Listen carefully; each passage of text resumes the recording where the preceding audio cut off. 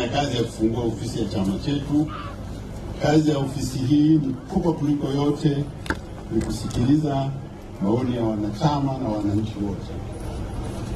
Chama chetu ni daraja kati ya serikali na umma.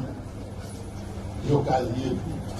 Kama ingekuwa kuna udalali, sisi ndio tulikuwa dalali wa kuunganisha watu na serikali.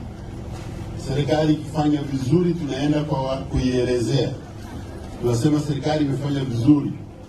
Kama hivi sasa hapa katika wilaya ya Shinyanga mjini na katika mkoa mzima wa Shinyanga, serikali ya Rais Samia Suluhu Hassan ambayo inaongozwa na CCM imefanya mambo makubwa, au sio?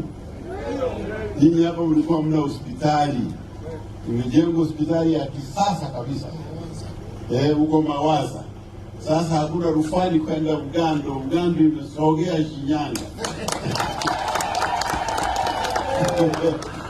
Alafu amejenga vituo vya afya, amejenga madarasa mengi ambayo yalikuwa yanajengwa kwa michango, lakini Mama Samia, serikali ametoa pesa, zimejenga.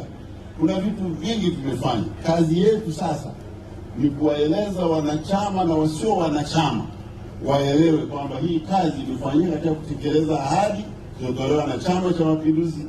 Kwa hiyo kumchagua Samia kwa mara ya ngapi?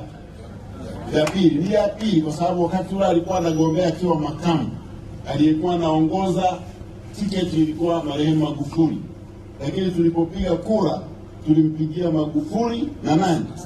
Na Samia. Na katiba inasema yule anayeongoza tiketi akiondoka, yule mfuasi wake anapata, lakini anapata yeye alichaguliwa. Maana tulichagua tiketi na watu wangapi? Sasa naye amaliza miaka 4. Katiba yetu inasema akikaa zaidi ya miaka 3 ana haki ya kupewa nafasi nyingine moja. Sasa ndio maana tunasema Samia